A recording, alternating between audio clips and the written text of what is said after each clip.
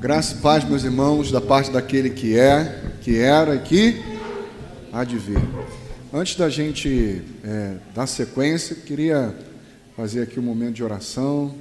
Não sei se já fizeram, eu cheguei atrasado. Hã? Não, tá ótimo. Não tem problema não. A gente queria orar ao Senhor junto com os irmãos.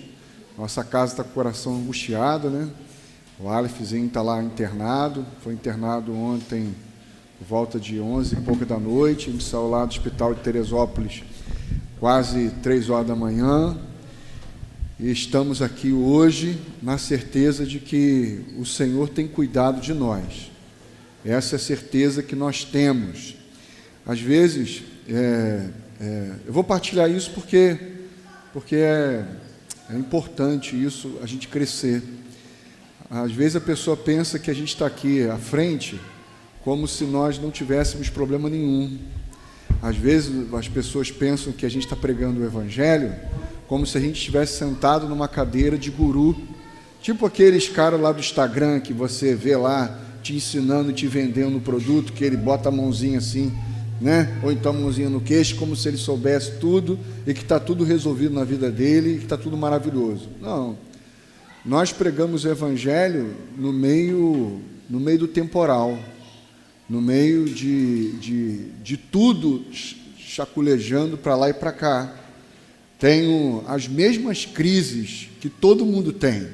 A Bíblia fala que Elias era um homem de dor, como todos nós, e que Elias era um homem sujeito às paixões, tal qual todos nós somos sujeitos a um montão de coisa. Se beliscar, dói. Tal qual você, se te beliscar, dói também. Então, nós pregamos o Evangelho não porque estamos tudo tranquilo. Até porque a gente brinca às vezes, olha, tranquilidade é coisa de pagão. Quem busca tranquilidade é um pagão. Nós sabemos que nesse mundo teremos aflições. Então, o que nós buscamos é o bom ânimo e a paz que excede todo entendimento. O coração está angustiado? Lógico que está. Estou com minha filhinha lá, entende? Tem 28 anos, mas ainda continua sendo minha filhinha, gente. É minha filhinha. Então, assim, o coração fica apertado, fica muito apertado, mas em nome de Jesus a gente crê no cuidado do Senhor, na bondade do Senhor, na misericórdia do Senhor, e que tudo vai concorrer para o bem. Então, qual é a minha oração? A minha oração é para que todas as crianças que estão lá, com as suas mães, também possam ser de alguma forma acalentadas, possam ser de alguma forma receber esse cuidado, essa misericórdia de Deus. Meu pedido de oração é para que cada pai que está lá também possa receber o consolo do Senhor. A minha oração é para que cada profissional lá, que está lá, também possa experimentar a misericórdia, a graça, a bondade do Senhor. Então eu não vou pedir para que os irmãos orem para que o Aleph e a Ingrid saiam disso, porque o tempo do Senhor, o Senhor sabe todas as coisas, mas o que eu vou pedir é para que no meio disso tudo, a graça dele seja revelada, no meio das nossas angústias, que aquelas outras mães que vão estar lá, do lado de Ingrid, também possam ver a graça do Senhor, conhecer a graça do Senhor, em nome de Jesus. Vamos orar ao Senhor? Vamos orar. Pai, eu quero agradecer ao Senhor do fundo do meu coração pelo privilégio de sermos teus filhos. Porque somos os teus filhos, o nosso coração fica em paz, porque sabemos que em todas as coisas o Senhor contribui, o Senhor trabalha para o bem.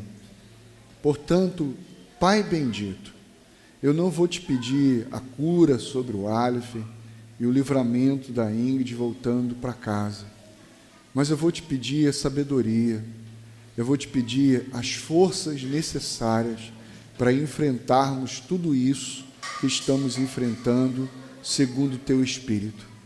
Lá naquele ambiente de hospital tem irmãos nossos, tem mães que não têm a esperança que nós temos, tem mães e pais que não experimentaram a força que vem do Senhor. Por isso, Pai bendito, use toda essa situação para que o Teu bom nome seja glorificado, para que o Teu bom nome seja exaltado nesse processo todo.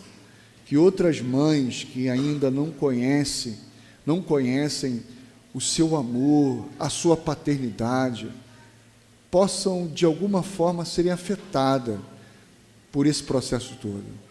Porque o Aleph é Teu filho, o Aleph não nos pertence, o Aleph não é nosso, o Aleph é do Senhor, e por isso, Pai bendito, Deus amoroso, eu sei que o Senhor tem nas mãos a vida do Aleph. O desejo do nosso coração também é que ele fique curado, mas, sobretudo, eu tenho certeza que Teus pensamentos, que a Tua vontade, que a Sua soberania, que a Sua graça é muito maior e muito melhor do que podemos pedir, pensar ou imaginar. Por isso, entregamos tudo isso nas Tuas mãos e descansamos e vamos continuar a fazer o que precisamos fazer na certeza de que o Senhor tem cuidado de nós. Que o Senhor, ó Deus, não permita, por Sua graça, que o desespero tome conta do nosso coração. Não, Pai, o Senhor é o Pai de todas aquelas crianças que lá estão. O Senhor é o Pai de todas aquelas mães que lá estão. Por isso, a mesma medida de amor que está sobre o Aleph também está sobre aquelas crianças. E o Senhor, com toda certeza, se utiliza disso tudo para promover o encontro dos filhos, e que neste encontro a graça flua, a misericórdia flua, a bondade flua, e às vezes isso diz respeito a apenas uma única pessoa, não por um atacado. Às vezes é apenas uma mãe que nesse tempo o Senhor quer trabalhar. Às vezes é no enfermeiro ou no médico que nesse tempo o Senhor quer trabalhar.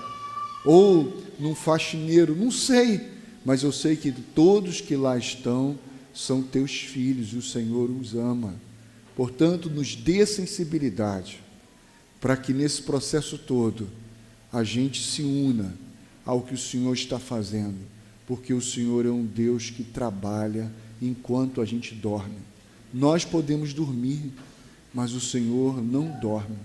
O guarda de Israel não dorme, não tosqueneja, não pisca os olhos. Então eu sei que o Senhor não está de maneira estática nesse processo todo. Então nos dê a misericórdia de discernirmos a Tua mão, para que de acordo com ela a gente se mova, em nome de Jesus, amém. Amém, meus irmãos? Meu irmão, que bênção ver a turma toda da Mensageira aqui, que alegria.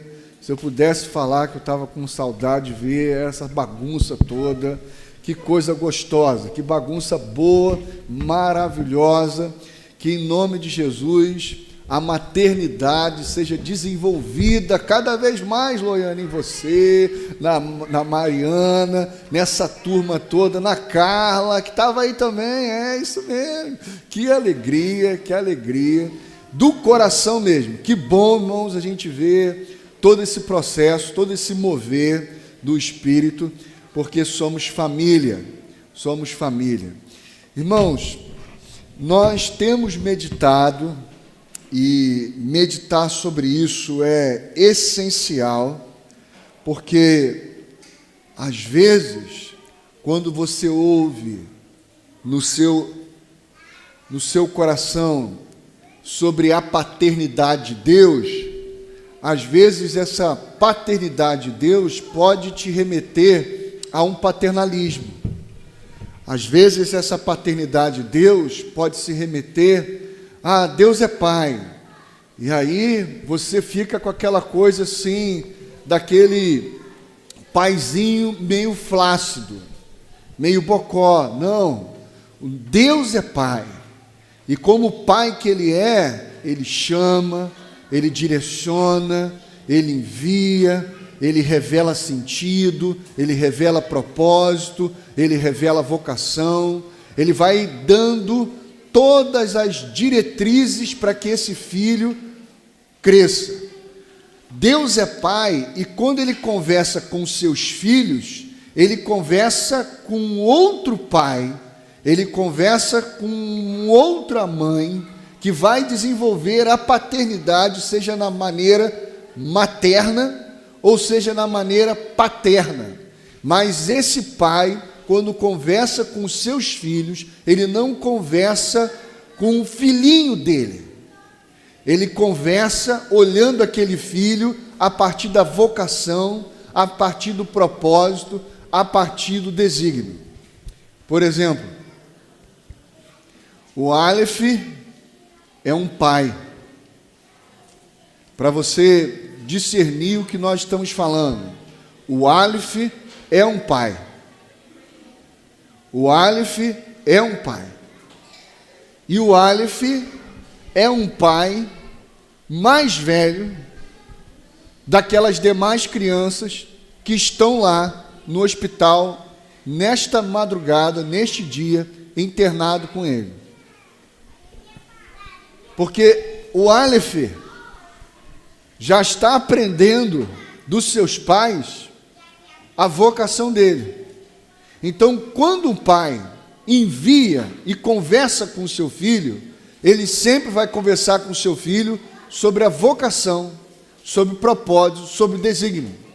Então, para que o pai do Aleph enviou nesta madrugada o Aleph para o hospital? Para quê?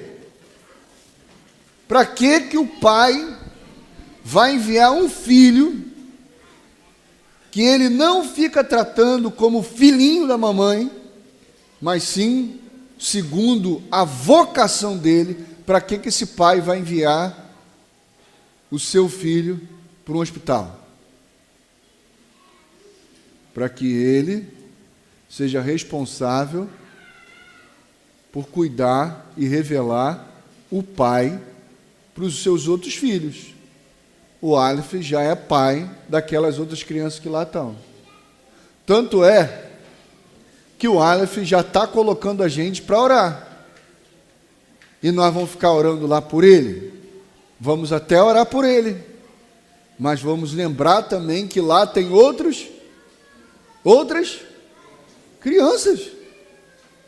Então o pai enviou um outro pai com 15, acho que fez 21 dias, eu acho que fez 21 dias, o pai enviou outro pai com 21 dias, já para cumprir uma vocação e uma missão no hospital. Você consegue discernir isso, irmão? Você consegue discernir isso?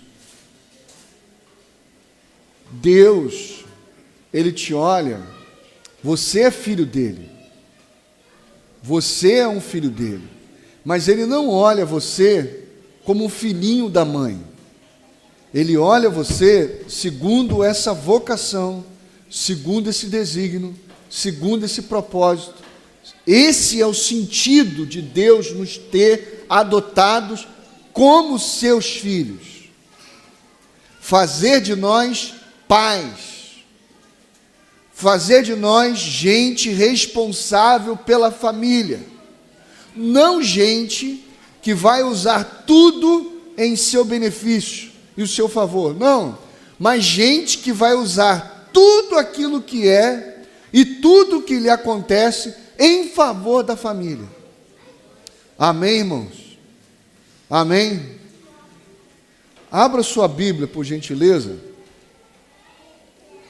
em Êxodo, capítulo 3.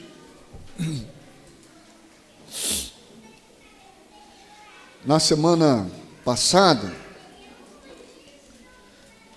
nós, meditando sobre esse Espírito do Pai, sobre essa sujeição a esse Espírito do Pai, nós mencionamos, irmãos, que quando Deus fala conosco, Deus se revela para nós, Deus se mostra para nós e nos convoca, mas a gente, nesse primeiro contato infantilizado, a gente ouve o chamado de Deus de maneira infantil.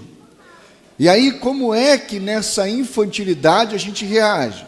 Por exemplo, Êxodo capítulo 3, a partir do verso de número 7, a partir do verso número 5, diz assim: Então disse Deus: Não se aproxime, tire as sandálias dos pés, pois o lugar em que você está é terra santa.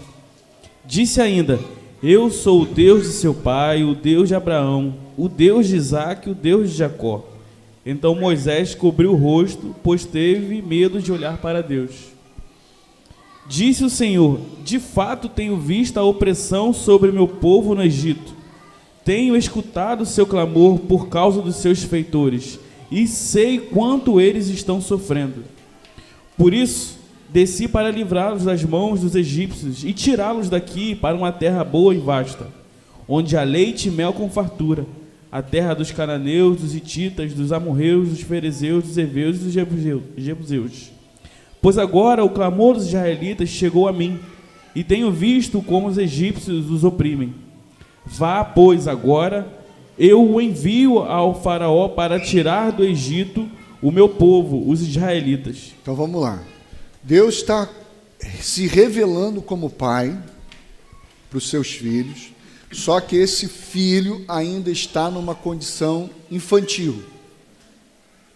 Mas nessa condição infantil, ele não consegue discernir que o lugar dele é, na verdade, um lugar de enfio, de cumprimento de propósito, de cumprimento de desígnio, que Deus não pega o filho e fica lá cuidando. Não, o cuidado de Deus visa enviá-lo. O cuidado de Deus visa revelar o propósito deste filho na vida dos demais irmãos. Por exemplo, abra sua Bíblia aí, por gentileza agora, lá em Êxodo, capítulo 6, vamos ver os textos paralelos, os textos repetidos, melhor dizendo, as repetições constantes do autor, mostrando isso para o nosso coração, mostrando isso. O texto de Êxodo 6, verso 1 e 2, depois do verso 6, lê para a gente, por favor. Então o Senhor disse a Moisés: Agora você verá o que farei ao faraó. Por minha mão poderosa ele os deixará ir. Por minha mão poderosa ele os expulsará dos seus pais, do seu país. Disse Deus ainda a Moisés: Eu sou o Senhor. 6 agora? Pode ler. Não, Pode continuar, vai. Vai embora, até o Aparecia a Abraão, a Isaque e Jacó como Deus Todo-Poderoso, mas pelo meu nome, o Senhor, não me revelei a eles. Depois estabeleci com eles a minha aliança para dar-lhes a terra de Canaã, terra onde viveram como estrangeiros. E agora ouvi o lamento dos israelitas, a quem os egípcios mantêm escravos, e lembrei-me da minha aliança. Por isso, diga aos israelitas: Eu sou o Senhor, eu os livrarei do trabalho imposto pelos egípcios, eu os libertarei da escravidão e os resgatarei com braço forte e com poderosos atos de juízo. Vai embora. Pode ir. Eu os farei meu povo e serei o Deus de vocês. Então vocês saberão que eu sou o Senhor, o seu Deus, que os livra do trabalho imposto pelos egípcios. E os farei entrar na terra que, com mão levantada, jurei que daria a Abraão, a Isaque e a Jacó, e a darei a vocês como propriedade. Eu sou o Senhor. Vamos lá. Todas as vezes que Deus está se revelando ao seu filho, Ele está falando, olha, eu vou cuidar, eu vou livrar, mas eu vou enviar vocês à terra. Eu vou cuidar, eu vou livrar, mas eu estou enviando vocês à terra. Eu não estou cuidando, livrando de vocês, para você fique gordinho, bocó, até 30 anos dentro de casa, comendo e bebendo. Não é isso. Como hoje muitos pais fazem. Não é isso. Quando um pai está no seu processo de cuidado com os seus filhos, ele está ali conversando com uma mãe. Ele está ali conversando com um pai. E pode ter 21 dias de vida. Você está tendo conhecimento disso? Então, quando Deus está se revelando aqui, Ele está se revelando como esse pai que acolhe, que livra, mas Ele diz, olha, o propósito de vocês é encher a terra. Vocês vão ocupar a terra prometida. Olha o texto de novo, paralelo, repetido, de Deus conversando com Moisés nesse espírito. Êxodo 9. Êxodo 9.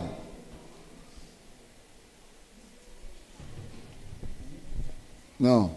A partir do verso 16. Só 16. Mas eu o mantive em pé exatamente com este propósito: mostrar-lhe o meu poder e fazer que o meu nome seja proclamado em toda a terra. Por que que Deus manteve Faraó naquele lugar? Permitindo que o coração do Faraó continuasse duro. Qual era o propósito de Deus? Olha o verso aí de número 16.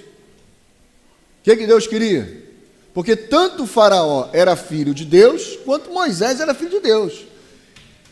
Tanto os israelitas eram filhos de Deus, quanto os egípcios eram filhos de Deus. O que Deus queria? Lê de novo o texto.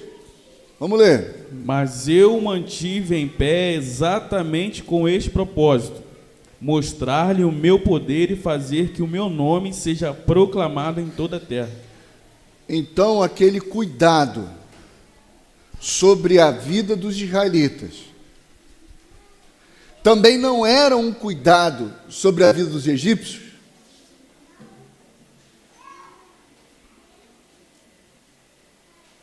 O livramento que Deus estava dando a Israel também não era um livramento aos egípcios, que criam que Deus era um gato, que Deus era o sol, que Deus era a lua, que Deus era o rio, que o crocodilo era uma divindade, e tudo por aí, o Deus Ra, Deus Sol, e por aí vai. Deus estava lá, se revelando como um pai, tanto para o povo israelita, quanto para o povo egípcio. Só que ele não é paternalista. Um pai paternalista evita o sofrimento necessário ao crescimento dos seus filhos. Mas um pai amoroso, bondoso e misericordioso, ele não evita, e pelo contrário, ele submete os seus filhos ao sofrimento necessário ao seu crescimento, ao seu desenvolvimento. Amém, irmãos? Você entende isso? Um pai que não ama o seu filho, por isso ele não repreende, por isso ele não corrige, por isso ele não submete os seus filhos ao processo necessário ao crescimento, que é o sofrimento.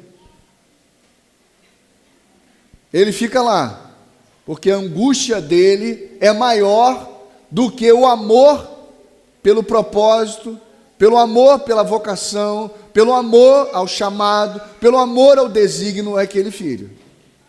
Então Deus está se revelando tanto para Israel quanto para os egípcios como um pai. Como um pai. Só que no nosso estado infantil, E aí eu queria repetir isso. Abra aí, por gentileza, Oséias, capítulo 11. Oséias, capítulo 11, verso 1. Oséias 11, verso 1.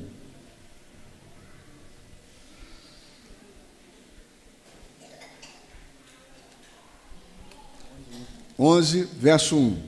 1 e 2, perdão. Quando Israel era menino, eu o amei, e do Egito chamei o meu filho. Mas quanto mais eu os chamava, mais eles se afastavam de mim. Eles ofereceram sacrifícios Tá bom. aos... Foi o 2? 1 e 2? É. É o 2. Ah, então vai até o 2, porque eu estou aberto. Vai lá. Eles ofereceram sacrifícios aos Baalins e queimaram incenso para os ídolos esculpidos. Quem era Israel quando Deus estava se revelando a eles lá no Egito? Quem era, irmão? Quem eles eram? O que você acabou de ler, gente? Eles eram meninos. Então, quando nós estamos falando aqui desse estágio de menino, nós não estamos falando de um estado de menino pejorativamente. Nós estamos falando das instâncias do nosso processo de crescimento e desenvolvimento no conhecimento do nosso Pai. No nosso processo de conhecimento, desenvolvimento de quem é o nosso Pai, nós temos estágios da nossa vida de menino. E como é que menino pensa? E aí nós vimos na semana passada as maneiras de um menino reagir ao chamado e à revelação do seu pai. A primeira foi que quando Deus fala, quando o pai fala, ao invés dele olhar e prestar atenção no pai, quem está falando com ele, ele fica prestando atenção em si. Ah, mas quem sou eu para me apresentar? Ele fica olhando para si, ao invés de olhar para o pai que o chama e o convoca. Ele fica olhando para si. Segundo, nós não vamos falar tudo isso que a gente conversou. De quando o nosso pai se revela para nós, se mostra para nós, falando daquilo que é propósito, o menino, ele quer buscar controle. No verso de número 13, diz assim: quando eu chegar diante dos israelitas e lhe disser, o Deus dos seus antepassados me enviou a vocês, e eles me perguntarem qual é o nome deles, o que eu lhe direi? Quando o Pai se revela para nós, e a gente está com a cabeça de menino, a gente quer tentar achar uma metodologia, um controle, algo que nós dominemos para a gente fazer. Por exemplo, nós não dominamos essa situação toda que está acontecendo com a gente lá em casa. Nós não sabemos como é que nós vamos fazer para que o nome de Deus seja revelado nesse negócio todo. Nós não sabemos. Mas uma coisa a gente sabe, que todas as coisas contribuem para o bem daqueles que amam a Deus. Que o nosso Pai, quando nos envia para o hospital, o que a gente sabe? O que a gente já sabe, irmão? Que é para a gente se encontrar com os nossos, para a gente se encontrar com os nossos irmãos. Amém, irmão? E que tudo isso não tem a ver com a gente. Tudo isso tem a ver com o quê? Com o nome dele, com quem ele é. Agora, como é que a gente vai fazer? Alguém sabe aí como é que a gente vai fazer isso? Eu não sei. Eu não sei. Mas eu sei que ele enviou, e a gente está lá nesse processo, e a gente vai pedindo sabedoria e discernimento, porque muita coisa vai acontecendo no meio do processo. Aí, mas menino quer sempre o quê? O que menino quer? Controle. Quer sempre estar no controle. O menino está sempre esperando tudo se arrumar para depois ele entrar. Agora, um homem, um pai, uma mãe, ele assume a responsabilidade daquilo que ele não controla, mas em nome de Jesus, ele crê que no processo todo vai vir a orientação, vai vir a direção e o propósito será revelado. Terceiro, quando o menino ouve daquilo que é eterno, quando o menino ouve daquilo que é eterno, quando o menino vê como é que termina todo o final da história, o menino, ao invés de se mover na história, segundo aquilo que é eterno, o menino fica ali reagindo às circunstâncias. Às circunstâncias. Circunstancialmente, eu poderia não estar aqui agora. Poderia estar lá na porta do hospital, esperando, chorando, tal, e nada. Mas como a gente está se movendo segundo o que é eterno, nós estamos aqui com outra parte da família, onde é meu papel entregar aquilo que Deus está colocando no meu coração. Mas agora, nós vamos entrar, irmãos, numa outra fase, de como é que esse menino, que ainda menino, quando o pai fala com ele, quando o pai se revela para ele, quando o pai se mostra para ele, como é que ele continua agindo diante desse processo todo e o que o pai quer ensinar. Agora eu vou deixar com meus irmãos, diante da introdução, está aqui com os dois, pode mandar ver aí.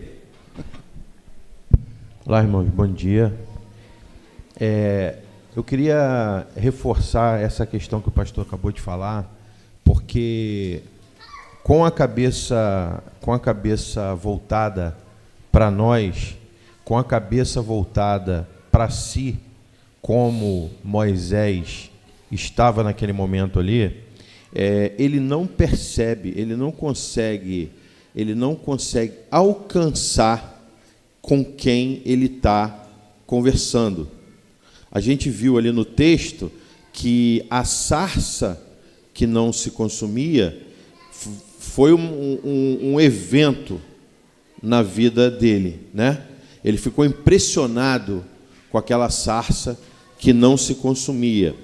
Mas aí a gente vai lá no texto, em Êxodo 3, eu quero ler novamente para a gente observar isso.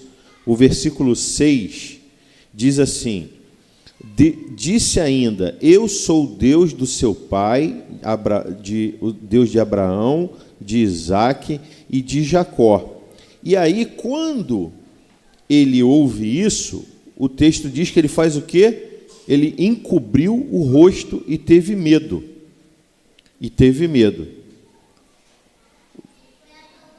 Se você olhar, eu vou falar aqui agora como homens, se você olhar para o teu filho e ele abaixar a cabeça e se retrair com medo, o que significa? Que tem alguma coisa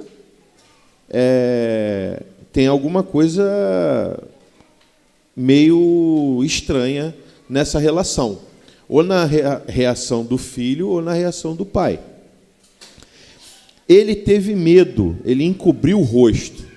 E aí, mais para frente, logo em seguida, quando Deus se revela a ele dizendo isso, lá no versículo 13, olha dentro daquelas indagações que ele apresenta, olha o que ele diz. Moisés perguntou: quando eu chegar diante dos israelitas e lhes disser, o Deus dos meus antepassados me enviou a vocês, e eles me perguntarem qual é o nome dele, o que lhe direi? Qual é a resposta que Moisés deveria dar aos israelitas quando eles perguntassem qual é o nome de Deus? Qual é a resposta? O que vocês acham?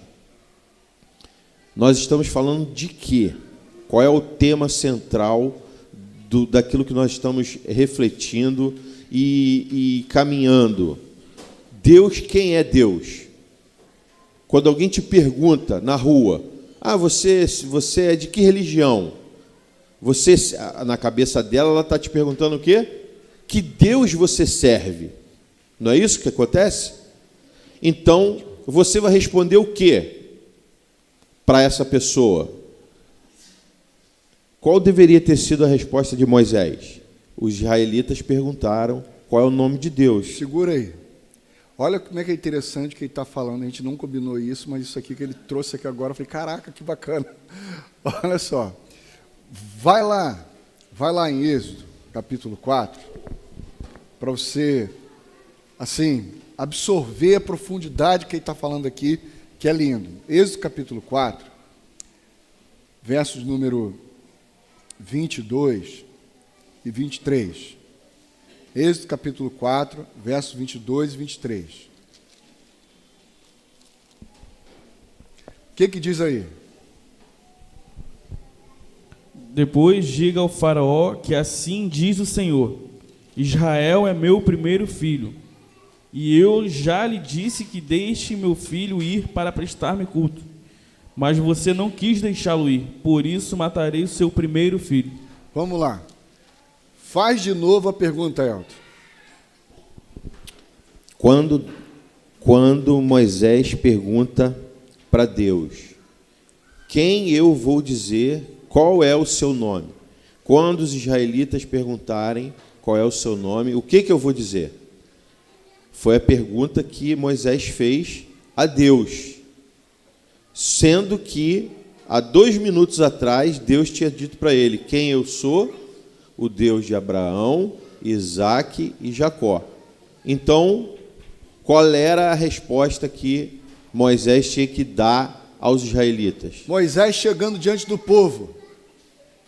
O que Moisés deveria falar? Gente, sabe quem apareceu para a gente? Nosso pai. Como é que você chama seu pai? Como é que você chama seu pai? Você chama seu pai de pai. Se tiver aqui 10 filhos e 10 pais, um filho vai falar o quê? Pai. Quem vai responder? Tem 10 pais. Quem vai responder? O seu pai. Ele não vai falar Antônio. Se o Samuel estiver aqui, ele não vai falar Antônio. Ele vai falar o quê? Pai. Eu estou falando do filho, aqui o exemplo aqui, né, na carne. Aí o outro filho vai falar o quê? Pai. Todo mundo vai saber quem está falando, não é? Então, quando Moisés se dirigiu ao povo, ou melhor, quando o povo perguntasse, ele deveria responder quê? O que era para Moisés responder? O que era para Moisés responder? Nosso pai. Porque o pai é uma vocação. Pai é uma expressão de virtude. Tanto é que a gente fala que pai não é aquele que faz, mas pai é aquele que cria, cuida, desenvolve, que comunica a virtude.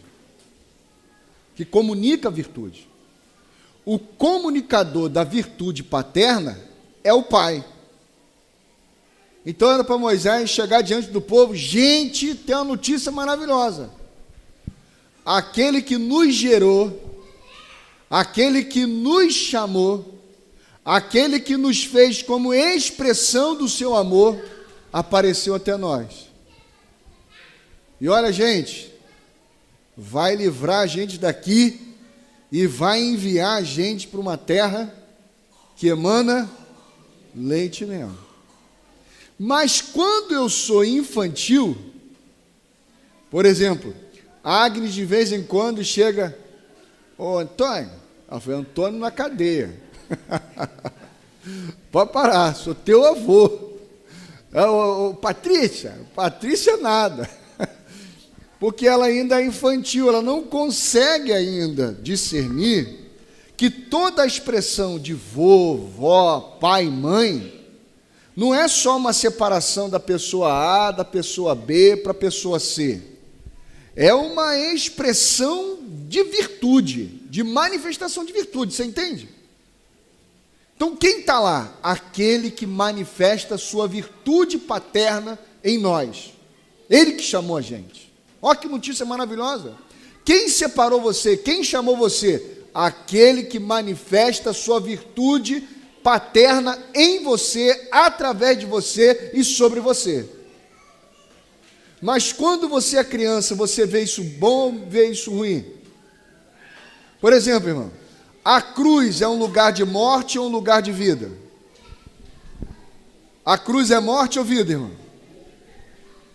A cruz é lugar de morte ou vida, irmão? Não. A cruz é um lugar de morte ou de vida, irmão? A cruz é um lugar de vida. Mas como aí na minha cabeça é Deus, e não quem? O Pai, eu não vejo aquilo como uma expressão de virtude. Eu vejo aquilo como um prejuízo, como um dano causado a Deus, de Deus na minha vida. Mas vai lá.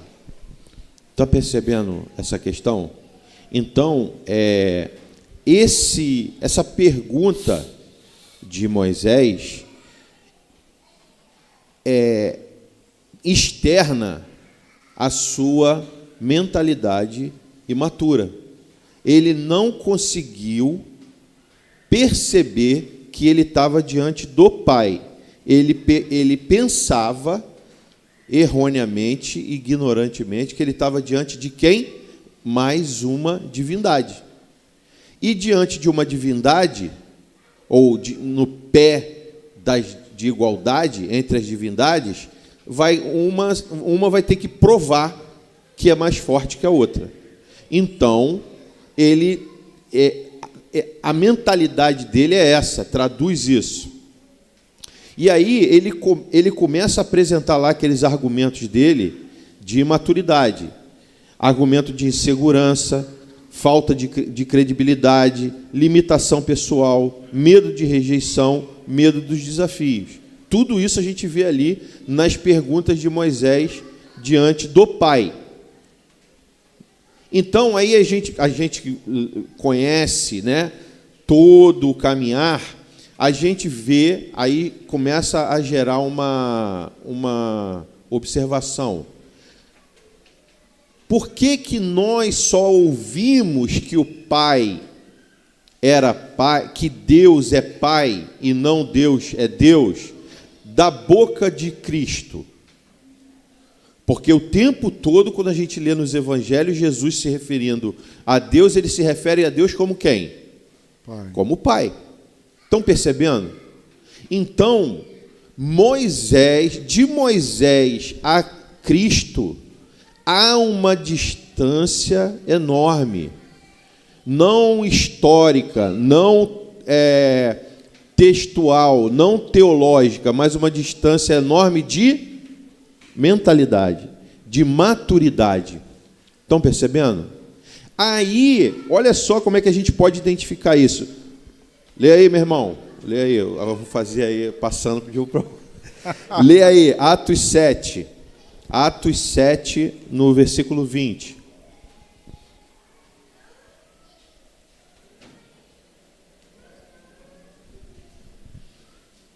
Naquele tempo nasceu Moisés, que era um menino extraordinário. Por 3 meses ele foi criado na casa de seu pai. Quando foi abandonado, a filha do faraó o tomou e o criou como seu próprio filho. Moisés foi educado em toda a sabedoria dos egípcios e veio a ser poderoso em palavras e obras. Pode seguir. Ao completar 40 anos... Para aí. Olha só, tadinho de Moisés. Ele foi abandonado. Ele foi abandonado. E aí, aí ele foi recebido pela família de Faraó e foi instruído. Ele foi instruído, ele era um menino extraordinário, né? O texto está falando ali. Ele foi instruído extraordinariamente em quê? Na mentalidade de quem? Do Faraó. Ele aprendeu toda lá a ciência egípcia, ele sabia tudo. E aí o texto fala que aos 40 anos foi quando Deus o chamou. Então nós temos um menino extraordinário que foi até tratado como algo para compensar o abandono dele.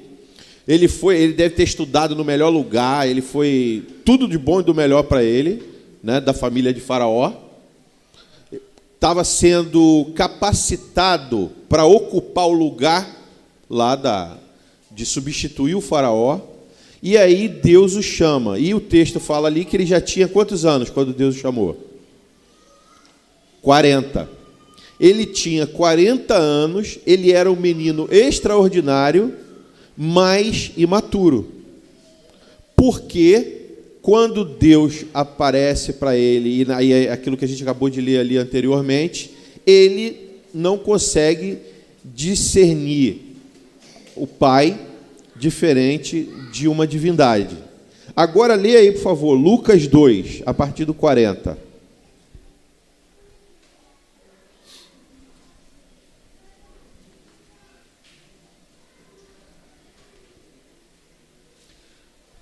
Irmãos, quando você está abrindo aí, vai abrindo aí, só vai prestando atenção aí, porque a gente está num encontro, numa conversa de família. Você pode ter 40 anos, pode ter 50 anos, mas se a sua mente não for transformada, você vai continuar olhando para Deus como um, e menino olha para Deus assim. Olha para Deus assim. O pai falando, o menino só consegue ver uma expressão de poder, e como expressão de poder, o egípcio parece muito mais poderoso. Como expressão de poder, o mercado parece muito mais poderoso. Como expressão de poder, as demandas desta vida parecem muito mais poderosas. Como expressão de poder, os juízes desse mundo parecem muito mais poderosos. Como expressão de poder, o que a gente olha para a vida aí parece muito mais poderoso para eu me envolver com o que Deus está chamando. Mas essa é uma mente de menino. Como expressão de poder, suas mazelas, suas esquisitices, parece muito maior do que a graça do nosso Pai na sua vida. E aí você insiste em ser regido e contar a sua história diante das suas mazelas, porque você está olhando a vida como uma expressão de poder. Mas vamos lá. O menino crescia e se fortalecia, enchendo-se de sabedoria, e a graça de Deus estava sobre ele. Todos os anos seus pais iam a Jerusalém para a festa da Páscoa. Quando ele completou 12 anos de idade... Para aí. Vai isso aí mesmo. Essa deixa, né, pastor? Essa. Olha só.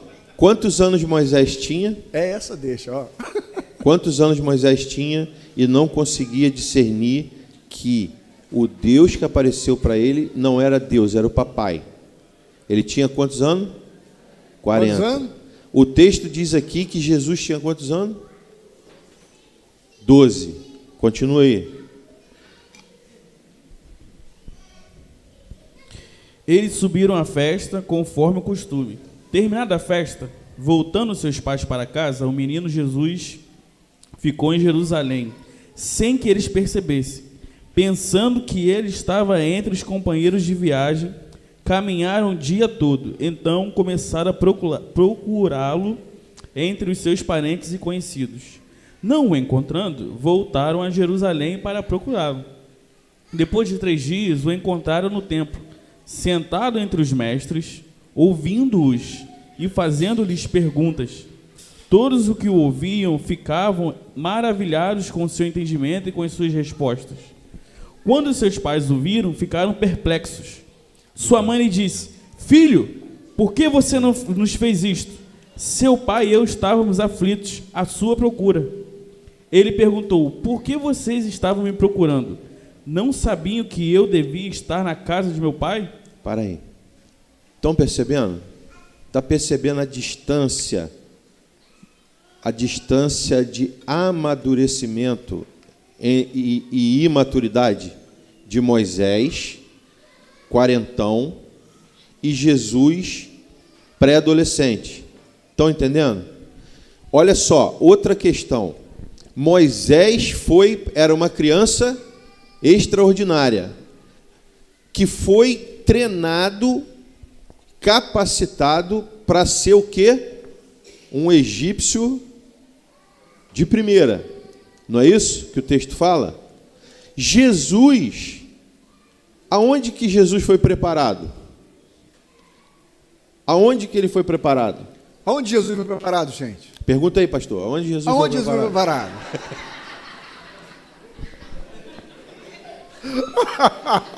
É muito bom estar em família, né? É muito bom, muito bom. Aonde Jesus foi preparado, gente? Aonde? Aonde? Na casa do Pai. Foi preparado lá, na casa do Pai.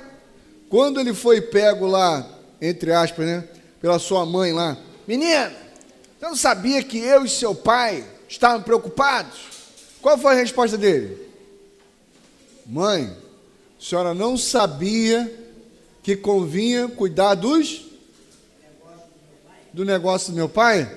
Ou seja, mãe, a senhora falou, o papai falou isso tudo o tempo todo dentro de casa. Eu estou me sujeitando. Então, preste atenção aqui. Toma aqui água aqui, por favor. Preste atenção aqui. Quem tem 12 anos aqui, levanta a mão.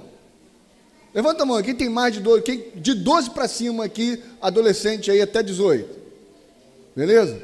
Você pode ser muito mais maduro do que alguns irmãos com 40 anos. Se vocês ouvirem o que o nosso Pai está dizendo e vocês agora começarem a se sujeitar a isso. Assumindo o lugar de vocês nas escolas, assumindo o lugar de vocês entre as suas amiguinhas e os seus amiguinhos. Você sabia disso?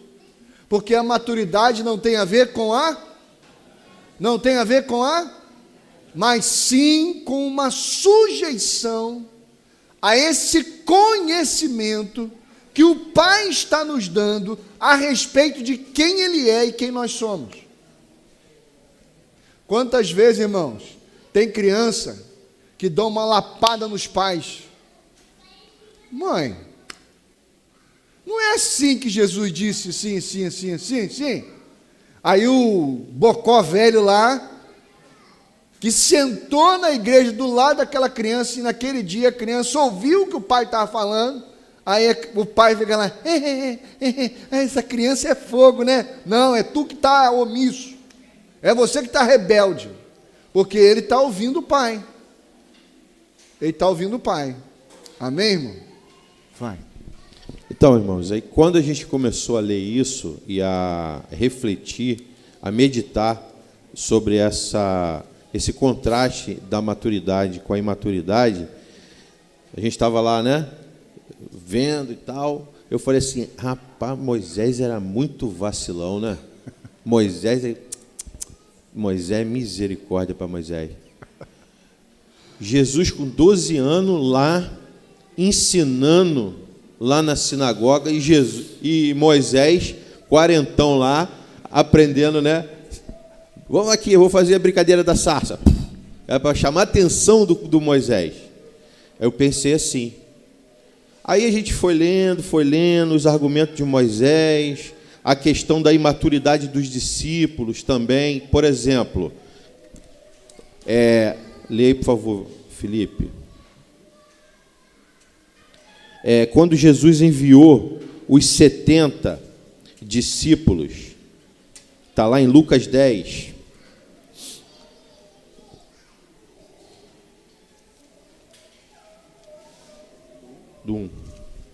Depois disso, o Senhor designou outros 72 e os enviou 2 a 2 adiante dele. Beleza, agora pula lá para o 17. Os 72 voltaram alegres e disseram, Senhor, até os demônios se submetem a nós, em teu nome. Ele respondeu, eu vi Satanás caindo do céu como relâmpago. Eu lhes dei autoridade para pisarem sobre cobras e escorpiões, e sobre todo o poder do inimigo. Nada lhes fará dano. Contudo, alegrem-se não porque os espíritos se submetem a vocês, mas porque seus nomes estão escritos nos céus. Beleza. Estão vendo também a imaturidade dos discípulos? Eram 72. Ficaram, depois disso aí, a gente sabe, ficaram quantos? 12, certo? Aí, eu comecei assim, né? Poxa, Moisés era muito vacilão, muito imaturo. Aí vi lá os discípulos, 70, nossa, muito imaturos os discípulos, né? Aí veio aquele cutucão do pai, né? Aquele cutucão do pai, fala assim, vem cá, dá uma olhada no espelho. Dá uma olhadinha para o espelho. Você está falando que Moisés é imaturo, você está falando que os discípulos são imaturos. Quantas vezes eu já te chamei também? E o que você falou para mim? Insegurança, falta de credibilidade, limitação, medo de rejeição, medo de desafio. E aí? Você está falando que Moisés é imaturo? Você está falando que os discípulos são imaturos? Aí vem, né, o pai carinhoso, né, pastor? O pai carinhoso. Filhão, você já está com 46. Ah, pai, eu sou mais velho que Moisés, pastor. Eu sou mais velho que Moisés. Eu acho que... Será que ele vai precisar botar uma sarça que não se consome na minha frente, com 46 anos, para perceber o que ele quer? Quantos anos você tem? Deixa eu perguntar aqui rapidinho. Posso fazer pergunta? Pode, fica à vontade. Quem aqui já viveu mais que Moisés? Levanta a mão aí. Quem já viveu mais que Moisés? Levanta a mão aí, mano.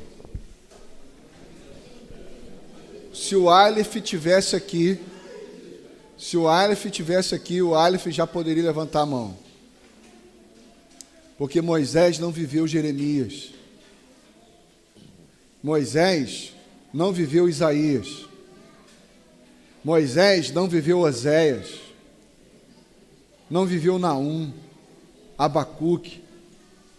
Moisés não viveu o rei Davi. Moisés não viveu o rei Salomão. Moisés não viveu João Batista. Moisés não viveu Cristo. Quem já viveu tudo isso aí? Quem já viveu tudo isso aí? Pode levantar a mão, irmão. É você que está aí. Nós somos mais velhos do que Moisés quando nós fomos chamados, porque Moisés não tinha tudo que nós temos quando ele foi chamado. Mas ele tinha tudo que é suficiente quando ele foi chamado para responder ao Pai. Só que, meu irmão, eu vou falar uma coisa séria para você em nome de Jesus. Guarda isso no seu coração. Guarda aí no seu coração. Deus não terá por inocente quem muito Ele deu. Você entende isso? Quem muito Ele deu, quem muito foi dado, muito será cobrado.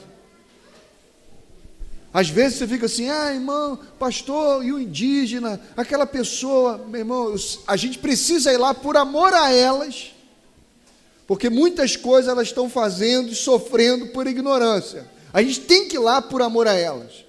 Mas em relação à condição dela eterna, a condição dela eterna está muito melhor do que muitos de nós aqui. Porque Deus não leva em conta o tempo da... Agora, meu irmão, nós recebemos muito da graça do nosso Pai. Meu irmão, em nome de Jesus, escuta que eu vou falar com você com todo o coração e angústia pastoral. Queira conhecer a Deus como Pai e encará-lo no dia final como Pai, mas não queira encará-lo como justo juiz, porque o dia do juízo será sem misericórdia sobre aqueles que, tendo ouvido tanto da misericórdia, da graça de Deus, ficaram inertes e voltando-se só para si. Esse dia não tem misericórdia. Não tem, irmão. Você entende isso? Você teme o Egito, você teme a sua saúde, você teme a sua economia, você teme tudo isso. Beleza. Diminuindo o Pai na nossa vida e colocando isso tudo como grandão, poderoso. Show. Segue o baile. Mas um dia você vai encontrar. E não estou falando como ameaça, como terrorismo não, tá, irmão? Eu estou dizendo isso como que o texto bíblico apresenta para a gente. Um dia você vai encontrá-lo como justo juiz. Você que recebeu tanto e não transmitiu o que foi colocado em você para a família. Vamos lá. Lembra dos 72? Como que eles foram e como que eles voltaram? Agora lê aí Filipenses 1, 29.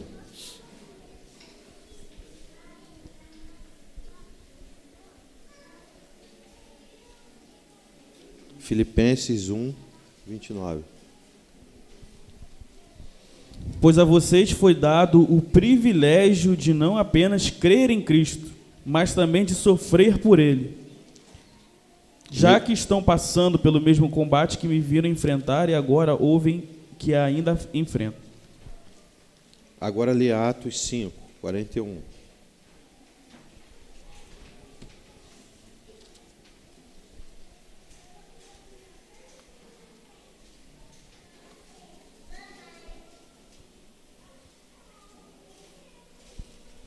Os apóstolos saíram do sinédrio alegres por terem sido considerados dignos de serem humilhados por causa do nome. Todos os dias, no templo e de em casa, não deixavam de ensinar e proclamar que Jesus é o Cristo. Então, olha só. E aqueles que inicialmente, por imaturidade, eles ficaram felizes porque tinham poder, né? Expulsaram demônio, fizeram isso, fizeram aquilo. Agora, esses textos que a gente acabou de ler mostra que eles estão mais maduros a ponto de ficar alegres por serem perseguidos, por padecerem pelo nome de Cristo. E não por... Eles já não estão mais falando que eles fazem isso, fazem aquilo, de manifestação de algum tipo de poder ou de algo que lhes dê um reconhecimento, alguma coisa nesse sentido. Mas agora eles estão entendendo e caminhando com essa identificação. Eles estão plenamente satisfeitos de estarem identificados com o nome do Pai, de saberem, não, nós seremos perseguidos, nós seremos também, vão tentar acabar com a gente por conta do nome que nós carregamos. Ou seja, é a identificação com a família que está trazendo essa alegria para eles, e isso vai mostrar uma diferença daquele pensamento imaturo anterior. E aí agora nós vamos concluir, né, pastor? Foi isso que a gente combinou, né? O Felipe vai concluir agora. Foi nada disso que a gente combinou, mas está tudo certo. Brincadeira. Vamos lá. É você, Felipe, vai. Não, achei que ele fosse finalizar. Se a gente for olhando o caminho de Moisés, a gente está fazendo várias perguntas e trazendo várias respostas, olhando o que Moisés está vivendo ali. Mas Moisés está sempre botando uma coisa na frente daquilo que Deus está falando, naquilo que Deus é. E eu queria que a gente meditasse nisso. Amém. Por que a gente insiste tanto em botar coisas entre a nossa conversa com o nosso Pai? Porque você ter ídolo é quando você bota uma imagem entre você e o seu pai. Seu pai está falando uma coisa, mas é muito difícil. Está falando outra, mas é muito difícil. Por que a gente insiste em fazer isso? Todo momento Moisés está fazendo isso. Porque quem eu sou, que eu não tenho capacidade. quem é Deus, como é que eu vou dar essa resposta? Se Deus já tinha dado tudo. E no final do capítulo 3, Deus mostra para Moisés que já estava tudo certo. Eles iam sair do Egito, eles iam para a terra, eles iam ter despojos de guerra. Então por que a partir do capítulo 4 ele ainda insiste nisso? Botando como? Mas como é que isso vai se dar? Como é que vai acontecer isso?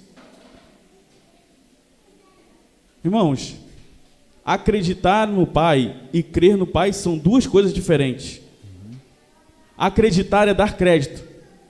Então é do meu entendimento, da minha mentalidade, da minha forma de pensar, naquilo que eu estou somando 2 mais 2, que é igual a 4, e aí eu dou crédito naquilo.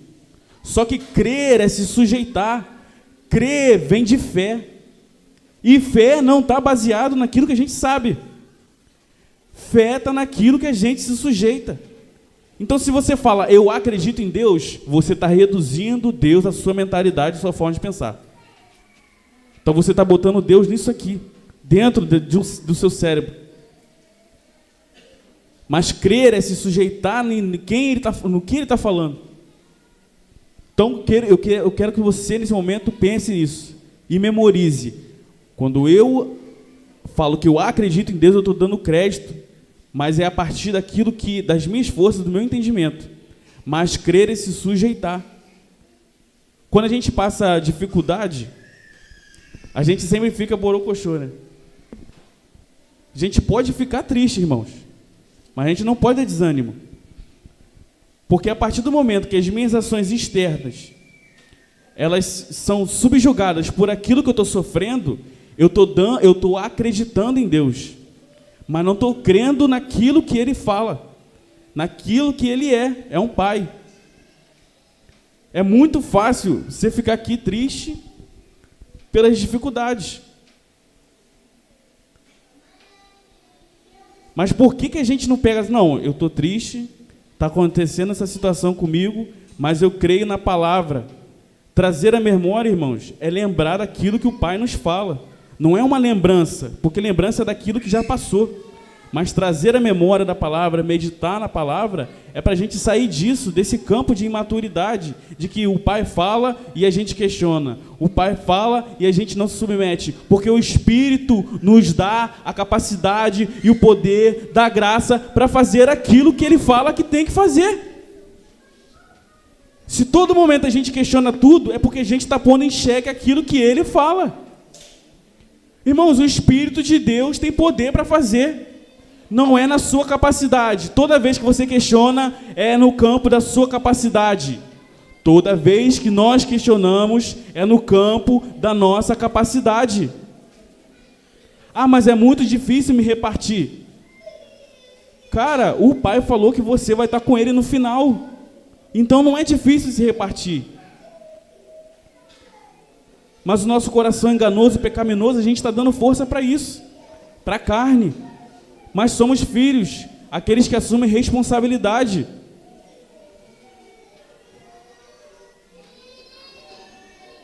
Precisamos nos sujeitar. Está difícil? Liga para alguém. Estou com essa dificuldade, ora comigo. Mas tendo um coração de que o Espírito nos guia. Você estava comentando sobre a questão do hospital, do que está acontecendo. E de não saber como vai acontecer, é você crer que Deus vai fazer lá. Porque os problemas vêm para quê, irmãos? Para que nós possamos nos relacionar, não para resolver o problema. Então, o exercício de oração, eu estou com esse problema, na aparência precisa ser resolvido, mas a nossa oração é: Pai, eu tenho esse problema, eu tenho que ir no hospital, mas lá no hospital, qual é a tua vontade? Com quem eu vou encontrar? Porque não adianta, irmão, a gente passar domingo após domingo, quarta após quarta, terça após terça, vir para cá, ouvir, fazer cara de paisagem, mas não fazer igual Jesus no Sinédrio, porque Jesus estava ouvindo o que os mestres estavam falando, ou seja, a palavra, estava perguntando e estava ensinando. Então, se você vê, tem as mensageiras aqui, elas estavam na campa dentro. Se nós estamos chamando a elas a responsabilidade, mas nós, como mais velhos, também devemos questionar qual é a dificuldade de vocês e aonde que eu posso contribuir. Isso é uma prática. Só que isso vai para tudo, vai para o trabalho, vai para aqui, para as coisas que a gente faz aqui liturgicamente. Mas se a gente não se mover, não adianta. Amar, irmãos, se você se trancar no seu quarto e ficar sozinho, você não está amando. Você só ama quando você vai para a relação. O pastor falou no início, todas as coisas cooperam para o bem daqueles que obedecem e amam ao Senhor, certo? Só que amar é entregar. Quem ama, entrega. Deus nos ama e não reteve nada. Então deixa eu te falar uma coisa aqui. Se você quer ser amigo de Deus, se você quer amar a Deus, você não pode, você não tem o direito, você não tem como reter nada. Porque só os filhos de Deus, só aqueles que reconhecem o Pai, amam ao Senhor. E como é que se faz isso? Entregando tudo, não retendo nada. Então, se eu vou para o hospital com um problema, eu não vou orar pelo meu problema. Eu vou gemer, porque o Pai já sabe. Eu posso gemer, está doendo. Você pode chorar, beleza. Mas a oração é: Pai, com quem que eu vou encontrar nesse lugar? Pai, com quem que eu vou encontrar nesse lugar? Mas a gente não pode focar na prática do hospital só, é em todos os lugares. Nossa vida é uma vida integral. Os filhos de Deus têm uma vida integral. Em nome de Jesus, feche teus olhos agora, a gente vai orar. A gente vai orar pedindo para que o Senhor sonde o nosso coração. Porque é Ele que sonda o nosso coração. Amém. E eu vou ler uma parte do Salmo 139 e você vai meditando e você vai orando ao Senhor. Depois o pastor vai entrar com a palavra para finalizar.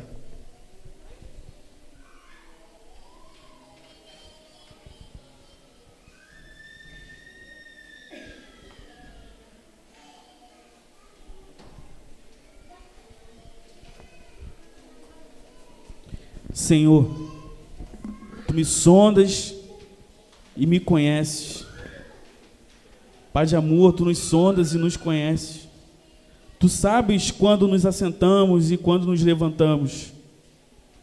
De longe percebes os nossos pensamentos. Sabes muito bem quando trabalho e quando descanso. Todos os nossos caminhos são bem conhecidos por Ti. Antes mesmo que a palavra me chegue à língua, Tu já a conheces inteiramente, Senhor. Tu nos cercas por trás, pela frente, e pões a Tua mão sobre nós. Tal conhecimento é maravilhoso demais e está além do nosso alcance. É tão elevado que não podemos atingir. Para onde nós poderíamos escapar do Teu Espírito? Para onde poderia fugir da Tua presença?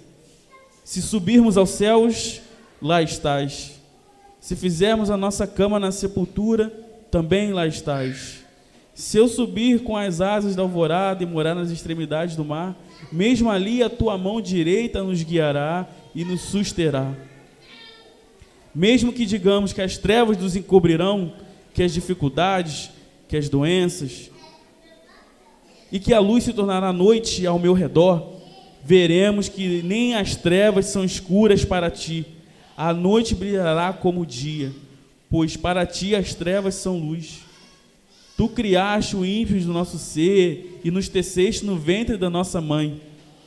Te louvamos porque nos fizeste de modo especial e admirável. Amém, Jesus. As Tuas obras são maravilhosas. Amém, Pai. Dizemos isso com convicção, Pai. Glória a Deus. Nós dizemos isso com convicção em meio às dificuldades. Amém, Pai. E os nossos ossos não estavam escondidos de Ti, quando em secreto fui formado e entretecido como nas profundezas da terra. Os Teus olhos viram o meu embrião. Todos os dias determinados para mim foram escritos no Teu livro, antes de qualquer deles existir. Amém. Como são preciosos para mim, Pai, os Teus pensamentos, ó Deus. Como é grande a soma deles. Amém. Meu irmão, nós vamos fechar mas eu queria que você ficasse com essa pergunta no seu coração. O Pai tem se revelado a você. Você tem se sujeitado a Ele? Ou você ainda se sujeita à imagem que você fez dele e à imagem que você tem de si? É com ela que você vai levar até o resto das suas vidas aqui? Deixa eu te perguntar uma coisa. Você não está percebendo que você está passando? Você não está percebendo que você está passando? E está passando de uma forma velha? Porque existe um novo idoso diante do Senhor. Porque Ele é uma novidade. Existe um novo jovem do Senhor. Porque Ele é uma novidade. Existe um novo adulto em desenvolvimento, porque ele anda segundo essa novidade. Mas se o tempo está passando e você só segue o curso desse mundo, quero te dar uma notícia, irmão. Você é mais do mesmo do que aquilo que a gente já viu no mundo. E Deus não te chamou para você ser mais do mesmo do que a gente já viu no mundo. Deus te chamou para você ser algo que nunca o mundo tinha visto. Alguém completamente sujeito ao Espírito do nosso Pai, tal qual Cristo. O mundo inteiro nunca tinha visto um ser humano plenamente sujeito à vontade do nosso Pai. Foi para isso que Deus te chamou. Mas se você quer ser mais do mesmo, só religioso, seja. A religião é mais antiga do que eu e você, mas é sempre mais do mesmo. Muda-se a divindade, muda-se alguns ritos, mas no final é sempre a mesma coisa. O Senhor te chamou para ser uma novidade. Sujeitai-vos, pois, ao Espírito do Pai. Essa é a convocação, esse é o Espírito, nesse domingo de manhã. E essa é a conversa que o nosso Pai queria ter com a sua família. Você é a família do Pai? Amém, irmão? Então se sujeita a isso em nome de Jesus. Vamos ficar em pé, dê um abraço no seu irmão, em nome de Jesus. Amém.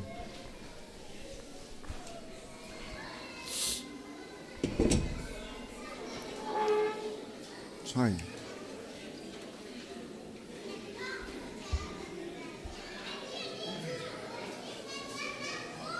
Amém. Amém. Pai, obrigado por esse encontro de família. Não estamos aqui para apontar o dedo na direção do outro. Não estamos aqui para acusar e nem para trazer culpa ou medo. Mas estamos aqui em nome de Jesus, cada dia mais, para revelar a sua vontade, os seus desígnios.